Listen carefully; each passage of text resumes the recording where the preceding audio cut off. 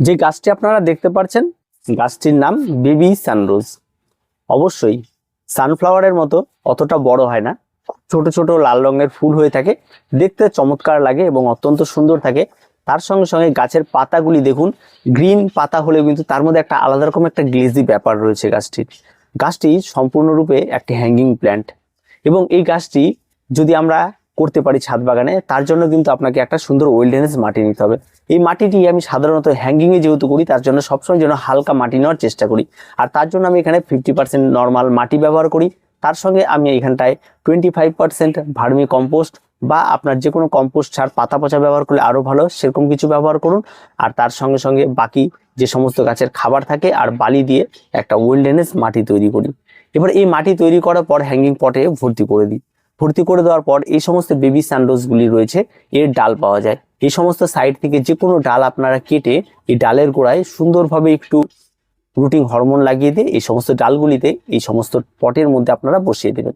বসিয়ে দেওয়ার পর আপনারা গাছে সামান্য একটু জল দিয়ে, হালকা রোদ লাগে, হালকা ছায়া লাগে এমন একটি জায়গায় রেখে দেবেন, সুন্দরভাবে গ্রোথ করবে। আর যদি আপনি নার্সারি থেকে এই সমস্ত চারাগুলি ক্রয় করতে পারেন তাহলে তো আরোই ভালো, তাহলে আপনি সরাসরি সেটা লাগিয়ে দিতে পারেন। আর এই সমস্ত গাছের যে মূলত কেয়ারটি রয়েছে সেটা হচ্ছে আপনার জল। অবশ্যই হ্যাঙ্গিং এর ক্ষেত্রে একটু জলের বিষয়টা আপনাকে একটু সামঞ্জস্য হতে হবে। জল কিন্তু অতিরিক্ত একদম ব্যবহার করা যাবে না, প্রয়োজন পড়লে আপনি 2-3 দিন পরে আপনারা জল ব্যবহার করতে পারেন, তাতে কোন রকম কোনো সমস্যা এই সমস্ত গাছে হবে না। তারপরে যে বিষয়টি রয়েছে সেটা হচ্ছে গাছের রোগ পোকামাকড়। এই গাছের পাতার গ্লেজি দেখুন, পাতার কালার দেখুন, আর ছোট ছোট ফুল হয় রেড কালারের, দেখতে অত্যন্ত সুন্দর লাগে। তবে পোকামাকড়ের আক্রমণটা খুব একটা বেশি ঘটে না, তবে ফাঙ্গালের আক্রমণটা অত্যন্ত পরিমাণে ঘটে এবং গাছের গোড়া অত্যন্ত পরিমাণে পচে যায়। তাই এই সমস্ত গোড়া পচে যাওয়ার মূল কারণটি যেটা থাকে সেটা হচ্ছে জল, আর জলের ব্যাপারে সতর্কতা করলে আপনারা আর কোনো কিছু করতে হবে না। আর সাধারণত যে সময় আপনারা এই সমস্ত গাছে, পুরো গাছে আপনারা অ্যান্টিফাঙ্গাল পেস্টিসাইড স্প্রে করেন, তখন একবার এই সমস্ত গাছেও করে দেবেন। তারপরে যে বিষয়টি রয়েছে সেটা হচ্ছে ফার্টিলাইজার। অবশ্যই গাছ বেড়ে ওঠার জন্য তো খাবারের প্রয়োজন রয়েছে, আর এই সমস্ত গাছেও খাবারের প্রয়োজন রয়েছে।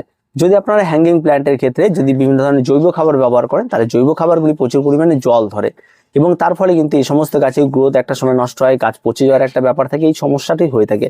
তাই জৈব খাবার না ব্যবহার করে আপনারা যদি ওয়াটার সয়েলেবল এনপিকে 20-20-20 আপনারা এখানে স্প্রে করে দিতে পারেন, সপ্তাহে 15 দিন একদিন বা প্রতি সপ্তাহে, সেটা হবে।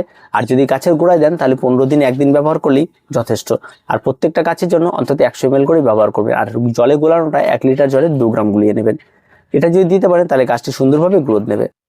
আর সর্বশেষে যে বিষয়টি রয়েছে সেটা হচ্ছে গাছে প্রচুর পরিমাণে বেনিফিট রয়েছে। এই সমস্ত গাছগুলি যদি আপনারা রাখতে পারেন, এই ধরনের সবুজ পাতা যদি আপনারা প্রতিনিয়ত দেখেন, তাহলে আপনার চোখ যেমন ভালো থাকবে, তেমন আপনার মন ভালো থাকবে, আপনি ফার্স্ট্রেশন ডিপ্রেশন থেকে অনেকটা মুক্তি পাবেন।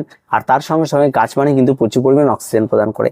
তাই যারা নতুন বাগানে রয়েছেন, এই গাছটি খুব সহজ সরল পরিচর্যার একটি হ্যাঙ্গিং প্ল্যান্ট, আর দেখতে অত্যন্ত সুন্দর লাগে। এটাই একটা হ্যাঙ্গিং প্ল্যান্ট যার সঙ্গে ফুলও রয়েছে এবং গাছের বেনিফিটও রয়েছে।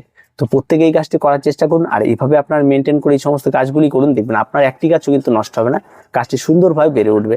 আর ভিডিওটি এ পর্যন্তই। ভালো লাগলে অবশ্যই লাইক, শেয়ার এবং কমেন্ট করুন, আর চ্যানেলটিকে সাবস্ক্রাইব করে রাখুন।